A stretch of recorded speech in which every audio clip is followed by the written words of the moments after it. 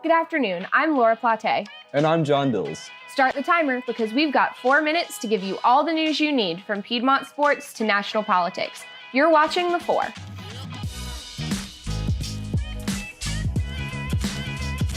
Yesterday, the yearbook staff hosted an Old Hollywood party to celebrate the release of the 99th edition of the yearbook.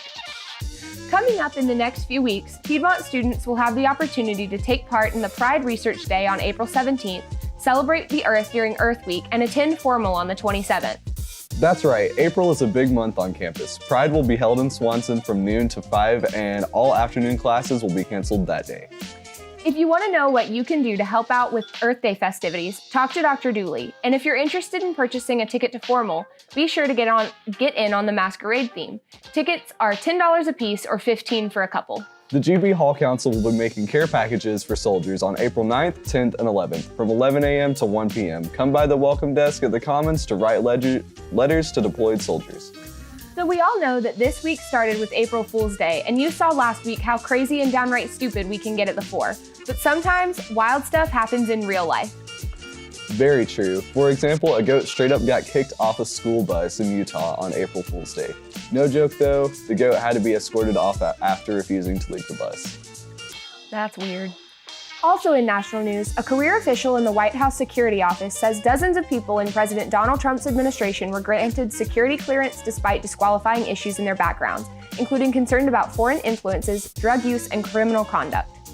Tricia Newbold, an 18-year-old government employee who oversaw the issuance of clearances for some senior White House aides, says she compiled a list of at least 25 officials who were initially denied security clearances last year, but then had those denials overruled by senior administration officials.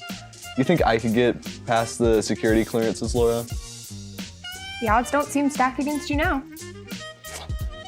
Well, in Piedmont government news, the SGA elections are now underway. Remember that whoever you decide to vote for will represent not only your class, but they will represent the student body as a whole. Make sure you tune back into the 4 next week to find out who your officers are. This past week, after the release of the new movie Us, director Jordan Peele came to the press expressing, "I don't see myself casting a white dude as the lead." In sadder news, Nipsey Hussle, a rapper, was shot and killed on March 31st. A current suspect, Eric Holder, has been charged with the murder. Let's end the show on a lighter note. A survey has recently come out that cites the worst slang words that millennials have introduced. GOAT, or greatest of all time, took the title for worst slang term. Wow, that's like totes horrible. Hashtag dislike. Well, on that note, that's the 4. Tune back in next week for all the news you need, brought to you by The Roar.